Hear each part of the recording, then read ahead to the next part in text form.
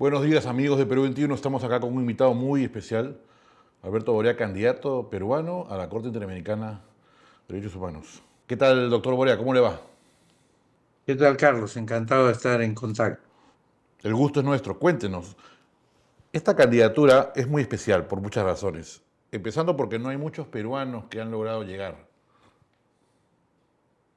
Bueno, efectivamente, Perú no ha tenido mucha presencia en la Corte. El último juez que tuvo en la Corte Interamericana de Derechos Humanos fue Diego García Sayán, que ya hace 12 años no se encuentra en esa posición. Y anteriormente, fue presidente y miembro de la Corte Interamericana de Derechos Humanos, Máximo Cisneros Sánchez, que fue un peruano deportado o exiliado en la época de Velasco Alvarado y que fue presentado como candidato a integrar la Corte Interamericana por el gobierno de Costa Rica. Fue un personaje muy importante también en Costa Rica, fue presidente de la Corte además de juez y dejó una magnífica impresión en ese país, tanto así que su descendencia se quedó prácticamente en Costa Rica. La hija de él es diputada nacional en Costa Rica y trabaja muy de cerca, tengo entendido, con el presidente de la República. Interesante esa historia última porque no es muy comentado en Perú, ¿no? Sí, en realidad no es muy comentado en el Perú, pero el Perú ha tenido una importante participación con el comandante Bayerriestra, por ejemplo, en las luchas de Costa Rica. Es un país al que yo tuve la fortuna de ocurrir cuando también pasó un fenómeno similar al de Máximo Cisneros y, digamos, debí salir del país durante el gobierno de Fujimori y pasé realmente un tiempo formidable estudiando, trabajando en el Instituto Interamericano de Derechos Humanos, digamos, donde tuve la fortuna de, digamos, laborar y crear el área de administración de justicia en ese instituto que es tan prestigiado. Ahora, y además, ya que está hablando de historia, ¿no? Son pocos los peruanos, por supuesto, como usted dice, en la Corte Interamericana de Derechos Humanos. Y son pocos también los que han llegado a puestos tan altos internacionalmente, ¿no? Es a medio camino entre la diplomacia y el derecho, ¿no? Tenemos peruanos históricamente en Naciones Unidas, en la Corte de la Haya, en fin. La responsabilidad es muy grande, ¿no? Para este cargo y se va a definir cuándo, perdón. Entre el 26 y el 28 de junio, en Asunción, Paraguay, que es el lugar donde se va a llevar adelante la Asamblea General de la OEA. Claro, usted fue representante también de Perú ante la OEA Sí, y bueno, tiene, pues, como usted lo ha recordado, una larga data de la lucha de los derechos humanos desde ha recordado el tema de Fujimori, pero por supuesto hay muchos otros hitos, ¿no? bueno, en realidad las luchas mías contra la dictadura comienzan el 3 de octubre del año 1968 en la Plaza San Martín, Claro. cuando Velasco dio el golpe de Estado en aquella oportunidad deponiendo al presidente de la UNDETER y en consecuencia, digamos, de joven también, digamos, sin mucha notoriedad pero haciendo lo que tienen que hacer los jóvenes cuando se presenta una situación de esta, digamos, dando todo el esfuerzo para que el Perú recupere la libertad, cosa que sucedió con, digamos, la devolución del poder a los civiles en el año 1980, luego de que se hubiese trabajado en una asamblea constituyente en 1978 hasta 1979, ¿no? ¿Cuáles son los requisitos que se comentan y se piden? En su discurso, el canciller habló, por ejemplo, de la tradición académica, ¿no? Las publicaciones, la docencia y, por supuesto, la acción política, ¿no? ¿Cuáles son los temas que pesan, según ustedes, según usted, en esta candidatura? Bueno, en realidad uno trata de presentar su trayectoria como una suerte de ofrenda al hemisferio para decirle que toda esa, digamos, toda esa historia la pone al servicio del continente para tratar de lograr el mejor entendimiento a partir del cumplimiento de normas y el entendimiento de las normas para que efectivamente representen lo mejor no solamente de los derechos de las comunidades, sino también de la gobernabilidad de los países, que es una mezcla que tiene que estar presente, porque yo diría que en América, y esto lo cuenta Jean-Michel Arrigui en uno de sus trabajos, que es un profesor uruguayo que ha trabajado mucho tiempo en la OEA, hemos tenido la fortuna que prácticamente no se ha consolidado ningún tipo de ganancia de territorio por invasión desde la fundación propia de la OEA, ¿no es así? Y mientras vemos que en Europa hasta el día de hoy estamos en este tipo de cosas y hasta hace muy pocos años, bueno, no quiero decir tampoco África ni otros países, pero digamos, esto ha sido de alguna manera frecuente en otras partes del mundo. En consecuencia, el primer fin por el cual se constituye la OEA es para garantizar la paz entre las naciones. Y eso afortunadamente sucedió, pero luego también desde la Carta Constitutiva se establece que estamos en una suerte de unión de democracias. Prácticamente se considera que un requisito fundamental para formar parte de la Organización de Estados Americanos es la democracia y naturalmente el reconocimiento de los derechos humanos, porque la democracia es precisamente el sistema más propicio para poder hacer que los derechos humanos florezcan. Acabamos de presenciar el regreso a la bicameralidad. Usted ha sido diputado y senador también. ¿Qué le parece Sí, eso como efectivamente. figura? ¿Qué le parece el regreso del Senado? Bueno, me parece muy importante desde varias perspectivas. Primero, nos da una lección de que lo apresurado no necesariamente es bueno.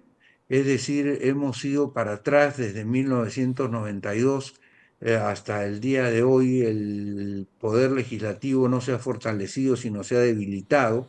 Quienes están, digamos, en esos lugares de representación, que tenían un señorío sin ninguna duda eh, indudable, y me estoy refiriendo a Ramiro Prealé, me estoy refiriendo a Luis Alberto Sánchez, me estoy refiriendo a Javier Vallerriestra, a Jorge Lozada Estamburi, a Felipe Mm, Osterling, a Mario Polar Ugarteche, mm. a Ernesto Arlaiza, y en fin, pero senadores no solamente, por ejemplo, Inchauste y Álvaro Landini, Juan Inchauste y Álvaro Landini, Gastón Acurio, y en el lado, en el sector de la izquierda, más bien Pancho Guerra García, que fue un magnífico senador,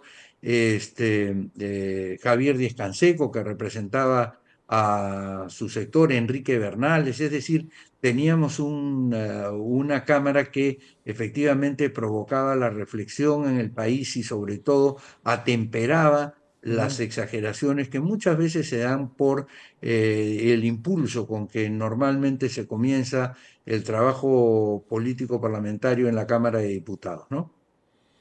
¿Qué tal la experiencia del comité consultivo? Interesante, Del, ¿no?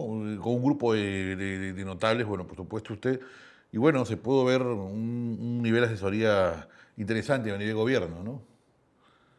sí, o sea, digamos, hubo un grupo interesante y yo no lo llegué a integrar por Mm. cuestiones personales y Ah, es de bueno mi aclararlo. ejercicio profesional, pero estuve muy cerca de ellos y naturalmente participo ahora como, digamos, integrante de la Comisión de Propuesta de Reformas al texto del 93 que ha sido creado por la Asociación Peruana de Derecho Constitucional en la presidencia de Víctor García Toma y hoy en la presidencia de Jorge Luis Cáceres Arce, ¿no? Ahora, para cerrar el tema del Senado, también somos conscientes que por sí mismo la Cámara no va a crear que vuelvan los Ramírez de Villar y los Orea o No, los... digamos, se extrañan mucho algunos personajes que lamentablemente no volverán, pues, ¿no? bueno, pero se van a hacer, o sea, Se van a hacer. realmente yo creo que los partidos van a tenerse que empinar sobre su propia altura y tendrán que ir convocando a pesar del, digamos, el deleznable suelo sobre el que han construido. En fin, a veces uno saca, como se dice, fuerzas de flaqueza y yo espero que el Perú saque fuerzas de flaqueza, porque una de las experiencias que deberíamos de haber sacado es que la prisa, porque así fue como se disolvió el Senado en el año 1992, no fue buena para el país. Eduardo Couture, que es uno de los muy buenos juristas latinoamericanos, uruguayo él, decía, el derecho se venga de las cosas que se hacen sin su consentimiento, sin su Mm, auxilio. Perdón, el tiempo se ya. venga de las cosas que se hacen sin su consentimiento o sin su auxilio. Y esta cuestión de la nueva constitución que se le ocurrió, creo que a Hernando de Soto, digamos, asesorando a Fujimori en los meses de mayo, junio del año 92, fue muy mal diseñado, en todo caso muy mal pensada, se pensó que eso era una salida. Y en el derecho constitucional no es cuestión de salidas, no estamos jugando a laberinto, sino estamos prácticamente cuando se hace un trabajo constitucional, se tiene que pensar mucho en el futuro más que en la prisa del presente. Y esa es una de las lecciones que tenemos que sacar de lo que sucedió y vemos cómo todos los que dieron argumentos para cerrar el Senado en el año 92, hoy día afortunadamente hay que decirlos y hay que reconocer digamos, esta rectificación y esta mea culpa, están de retorno. Yo he escuchado la mar de argumentos por las cuales había que supuestamente cerrar el Senado. Mm, Desde comenzando por cuánto cuesta el Senado, que terminó costando mucho menos de la Cámara de 80 miembros que después se instaló Fujimori, ujú. hasta, digamos, el tiempo de la acción y la calidad de la acción de las normas que se han producido, ¿no? Entonces, hay que tener mucho cuidado con estas cosas y lo que sí creo es que va a aparecer gente. Mira, no solamente los que yo menciono digamos, añoranza, pero tú, en fin, todos tenemos amigos de muy buen nivel Ujú, que pueden desempeñar esa tarea. Yo pienso en Arequipa y pienso en Jorge Luis Cáceres Arce, que es vicerrector de la Universidad Católica Santa María, o en Alberto Briceño, que fue de rector de esa misma casa de estudios, que son arequipeños ejercientes, además, como son normalmente los arequipeños. mm, Tienes personas que han estado en la política, que están ahora y que nunca estuvieron en la política, por ejemplo, en el norte. Tienes a Alfonso Medrano, que hoy día es presidente de la Cámara de Comercio de la Libertad, y tienes profesores de distintas especialidades que se han enterado de lo que es la problemática peruana. mm, En el propio Lima tienes gente de capacidad y de calidad digamos, en los distintos frentes que tienen acercamiento a la política, ¿no? Gente que conoce mucho de política y que podría perfectamente ser magníficos senadores y que estoy seguro que serán convocados, o por lo menos espero que sean convocados para integrar las listas y que el pueblo les dé, digamos, su respaldo y su preferencia, ¿no? claro que sí, claro que sí. A ver, otro tema interesante que tratando con ustedes, no sé si ha vuelto a hablar con su... ¿Es defendido PPK o ya no ha vuelto más a hablar? No, no por una razón, porque él estaba impedido de hablar de quienes habían sido, digamos, de alguna manera, digamos, mencionados en ese proceso Claro. digamos, no se trata de generar dificultades ni incomodidades, pero yo soy uno de los convencidos de que precisamente la situación que se genera, la difícil situación que hoy atraviesa el país, se genera en esa coyuntura, ¿no? Una lástima que hayamos pasado por eso y que en ese caso se haya actuado de la manera como se procedió, ¿no? Últimamente los organismos internacionales y la Corte Interamericana en particular han sufrido muchos ataques, ¿no? ¿Cómo recuperar la importancia a nivel latinoamericano de una institución tan fuerte como esa, ¿no? ¿Cómo volver no sé si es un pacto social o de alguna manera que la gente vuelva a darse cuenta que lo importante que es realmente mantener las buenas relaciones y poder tener acceso a una Mira, corte, ¿no? Mira, quienes hemos sufrido y padecido las dictaduras, Mm, nos damos cuenta de la importancia de las organizaciones internacionales. Cuando con César Rodríguez Rabanal, con Fernando de la Flor, con Aurelio Loré de Mola, con Ángel Delgado, luchábamos por la recuperación de la democracia ujú, y convocábamos prácticamente a todo el país, nos llegaban, vamos a decir, ráfagas de aire claro. de los pronunciamientos que se emitían, digamos, como consecuencia del rechazo a a la dictadura, ¿no? Ahora, los pronunciamientos y el tema fundamental en las organizaciones internacionales tiene que ser el equilibrio, o sea, el frecuente trato, por ejemplo, con las propias autoridades nacionales. Tú tienes, por ejemplo, que en Europa la Corte Europea tiene un diálogo permanente con con las Cortes Nacionales, porque no se trata de imponerle a los países lo que piensan Mm, tres o cuatro profesores que tienen algunas ideas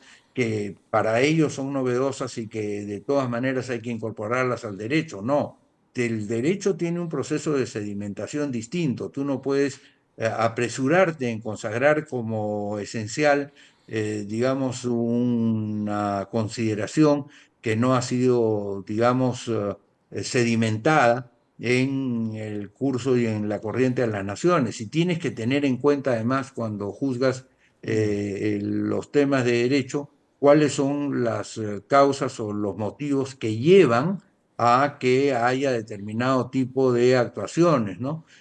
Tanto de las personas como del Estado. Y esto es un tema fundamental. El equilibrio es básico en el tema de las relaciones internacionales para que se vayan constituyendo, como ha sucedido en la Unión Europea, en una suerte de unión de democracias, ¿no? O sea, es bien mm, interesante porque no han, digamos, el tema de de la unión de los países como sucedió, o de la comprensión de los países como sucedió luego de Westfalia, hace ya casi 400 años, va quedando de lado por la aparición de este fenómeno, porque en realidad es un fenómeno, este mm, hecho de una suerte de organización con 28 países que no son un Estado, pero que en materia de política exterior, en materia de política económica, en materia de política ambiental, actúan como un Estado, es decir, renuncian a parte de su soberanía. Antes se consideraba que esto era, digamos, impensable, y bueno, todo eso fue lo que dio lugar a las guerras, desde la guerra de los 30 años, en ujú. fin, todas las guerras que han habido y, por cierto, las guerras mundiales, ¿no? Qué interesante lo que dice, ¿no? Entonces, no hay que ver estos organismos internacionales, o en la Corte en particular, como una instancia aislada de unos profesores que no tiene nada que ver, sino como usted dice, el derecho es un diálogo en los países, es una constante retroalimentación y para que de alguna manera hay una comprensión de la problemática de cada país, ¿no? Porque últimamente usted habrá visto con Bukele y con otros personajes, hay como nuevos retos para la Corte, ¿no? Son nuevas Hay, realidades. Claro, pero hay que entender que así como hay nuevos, digamos, los profesores o los jueces en general, Mm, y esto, por ejemplo, en los Estados Unidos lo tienen muy claro, tienen una suerte de principio que se llama el self-restraint. O sea, tienen claramente entendido y tienen claramente interiorizado que hay un curso para las cosas eventualmente políticas en donde tienen que ser muy cuidadosos para no meterse a tomar decisiones que le corresponde a la propia sociedad o a los propios elegidos por la sociedad. Hay que entrar en aquellos casos que son efectivamente decidores de derechos fundamentales, y uno, y número dos, digamos,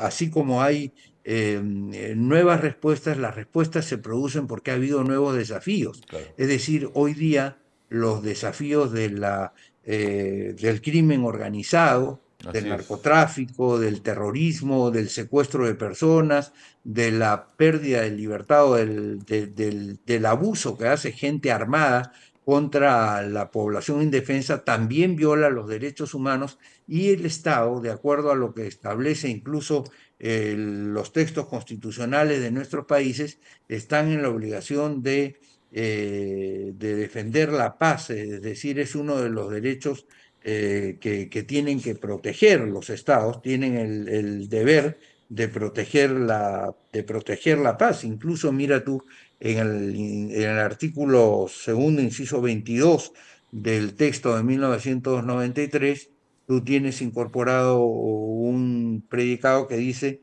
que todos los ciudadanos, las personas tienen derecho a la paz, a la tranquilidad. Es decir, y en consecuencia, si este es un derecho, hay alguien que está obligado a garantizar a los ciudadanos la paz y la tranquilidad. Entonces, cuando tú haces un juzgamiento, tienes que partir precisamente de hacer el equilibrio antes de tomar una decisión. Yo estoy seguro que los señores jueces actuales hacen ese trabajo. Yo Ujú. aportaré, de ser el caso y de ser favorecido con el voto de los países del hemisferio, con lo que ha sido mi trayectoria de vida, de lucha contra la democracia, de preocuparme por el derecho, porque me he preocupado por, digamos, poner en escrito bastante de mi pensamiento, o por lo menos varios sectores de mi pensamiento, por actuar naturalmente como profesor y también por actuar como legislador, como gente, que el legislador no es otra cosa que una persona que planifica cuál es el futuro por el cual debe seguir un país. Es decir, ¿qué hace un legislador Claro. cuando dicta una ley? Lo que está diciendo es: a partir de ahora en adelante queremos que el Perú siga este curso, o queremos que este país siga este curso, ¿no? O sea, yo he tratado y trato de presentar estas tres vertientes, vamos a decir, y espero que ello, digamos, sea tomado en consideración por nuestros países hermanos. Claro, muy interesante. Y bueno, ahora Haití también es un reto ahora, ¿no? Pues, en fin, son nuevos fenómenos que, como usted dice, la Corte tiene que ir analizando como en un permanente diálogo. Finalmente la ley es, continuamente se actualiza, ¿no? Es un ser vivo. Eh, Ahora, usted tenía una teoría interesante sobre las elecciones. Creo que lo hablamos antes en la previa, ¿no? Esto de las tres vueltas. ¿Cómo podemos explicar esto para los que no conocemos mucho el detalle? Bueno, en realidad el problema que atraviesa el país es que es un problema en el que está digamos, bastante desinstitucionalizado en muchos temas, ¿no? O sea, digamos, partidos no, digamos, no existen los partidos, la concepción de partidos en torno a un ideal, en torno a un programa, en torno a una doctrina que, al final de cuentas, si bien tiene que tomar en cuenta lo pragmático, porque no se trata de rezar la letanía, sino fundamentalmente, como decía Aya de la Torre, nos decía a los jóvenes de aquella época: la revolución consiste en ponerle zapatos a los niños descalzos. O sea, no se trata solamente de Claro. hablar maravillas, sino de hacer que efectivamente haya un resultado eficaz en la forma y en la vida de las personas, dentro del respeto a la libertad. Porque, digamos, si no hay respeto a la libertad, no hay respeto a la dignidad. Entonces, tenemos que, al no tener en este momento instituciones, las disposiciones que se dieron, yo discrepo pues definitivamente con ellas, ¿no? O sea, ¿cómo puedes pretender que en el mes de junio o julio de este año ya tengan que estar inscritos las personas que Mm. van a participar en determinados partidos, cuando la verdad tú sabes qué dice Integridad Nacional, qué dice el PRIN, qué dice el PLUN, qué dice, en fin, todos los partidos que se han formado, e incluso los que en este momento están en la lista, cuya doctrina desconocemos, más allá de los memes y de los eslogans que se lanzan? Entonces, tú no puedes decir un año y digamos, ahora estamos en el año 24. Si en el año 24, en junio o en agosto, no estás inscrito en un partido, ya no puedes participar en el Ujú. proceso electoral, aunque fuera, digamos, el próximo año. Entonces, ¿qué es lo que a mi criterio debe haber?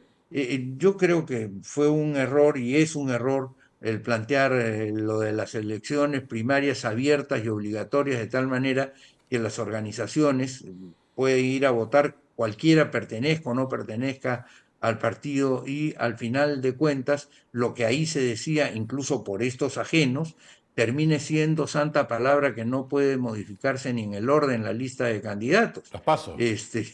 Eso, sí, eso es como si, digamos, dijésemos, no, el entrenador Fossati no va a hacer la selección, sino vamos a hacer una elección, De una elección Ciudadanos. abierta para ver quiénes forman la Claro. selección nacional, ¿no? Y resulta que de repente, pues, una persona que es buenísima, pero que mide 1,40 m, va a reemplazar a Guerrero como centro Mm, delantero, ¿no?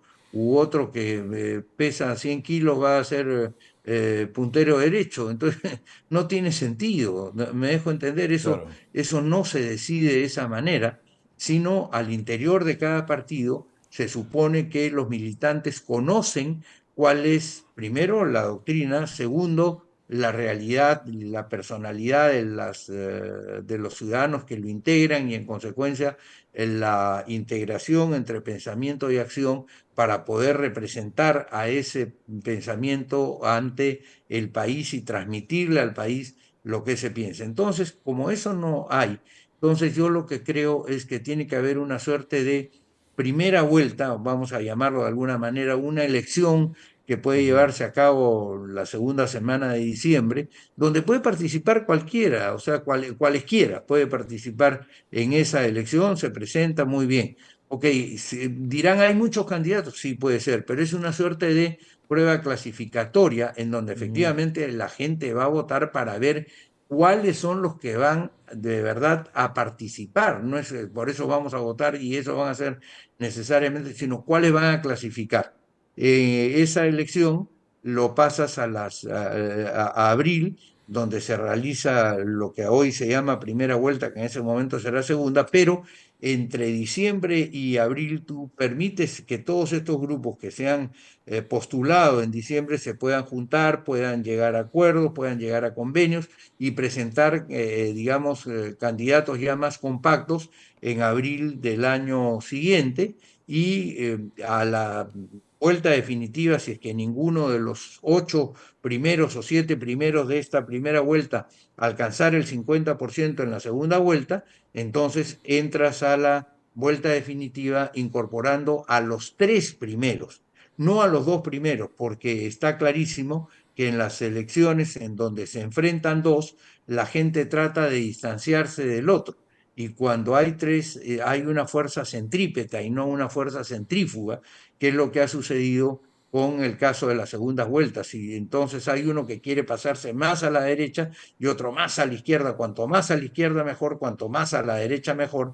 Y nosotros creemos que siempre tiene que haber una fuerza de moderación y eso se consigue cuando hay tres candidatos. Es decir, todos van a tratar de colocarse comprensivamente en el centro, tratar de ganar votación desde el centro o acercándose al mismo. Entonces, creemos que eso en este momento, por lo menos en este momento de recomposición del sistema político peruano, porque en eso es en lo que estamos ahora, puede ser una respuesta que ojalá que los partidos políticos entiendan importante, ¿no? O sea, hay que prorrogar el tiempo para que las personas puedan inscribirse eventualmente en partidos, hay que permitirle a los partidos que incorporen una cantidad de personas que pueden no estar inscritas en los partidos, pero que pueden ser valiosas, como era antes, ¿no es verdad? Esteban Roca, tú recordarás, un gran neurocirujano, fue candidato, o Fernando Cabiese fueron candidatos al Senado de la República, fueron senadores y no eran de partido. Fernando Cabiese se acercó hacia el APRA, Esteban Roca más bien con Luis Bedoya, pero desempeñaron un papel importante, ¿no? Y Sí, de entonces acuerdo. tú tienes que hacer una apuesta porque en el Perú se una el científico con el político, porque a veces el científico desprecia un poco al político porque no tiene los grandes conocimientos o en una especialidad que tiene él como científico en su laboratorio, y el político dice, no, este no sirve porque nunca se ha ensuciado los zapatos, nunca ha ido al pueblo y en consecuencia no sabe lo que el pueblo piensa.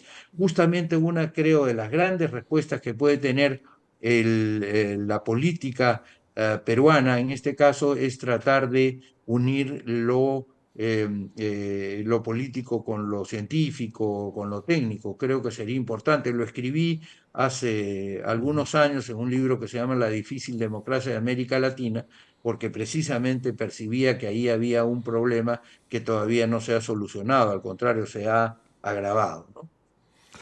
Para ir cerrando, imagino que no puede adelantar opinión sobre el indulto a Fujimori, ¿no? Creo que sería un No, conflicto de interés, ¿no? no.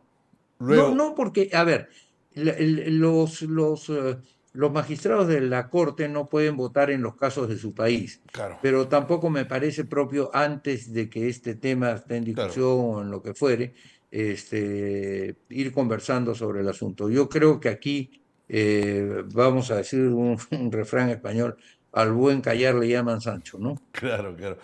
Y para cerrar, ¿qué pasa cuando la democracia tiene estos partidos, por ejemplo, que tienen un plan autoritario, como caso de Antauro, ¿no? ¿Cómo se puede la democracia defender de los mismos autoritarismos que son democráticamente elegidos?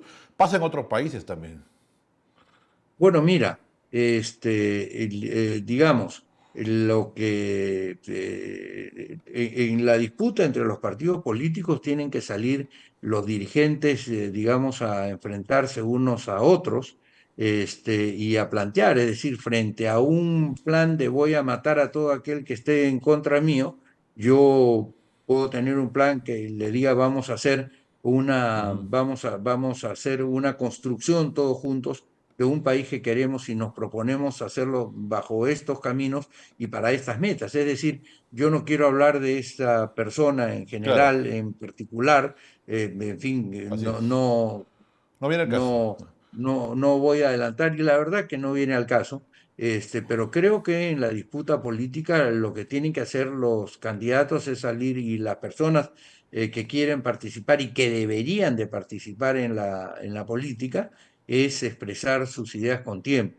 Ahora, uno de los temas que sí encuentra la política como dificultad es que a veces la exageración de los defectos, es decir, tú Mm, tienes una persona que no se cortó las uñas, literalmente, no te claro, digo, digamos, figuradamente, sino literalmente, es decir, no, un pecado mortal, listo, se acabó el tema, ¿no? Entonces al tipo lo satanizan todo el día en los medios de comunicación, en los memes, claro, en las conversaciones. Entonces eso aleja a la gente de la actividad pública, ¿no? O sea, le quita claro. majestad al cargo, como le quita majestad al cargo el hecho de que haya quienes son elegidos y se comportan de una manera verdaderamente, digamos, desdorosa, ¿no? O sea, eh, eso es muy malo Clarísimo. porque le quita fe al ciudadano Así es. respecto a su sistema político y tiene que haber Perfecto. una legitimidad para que los países avancen.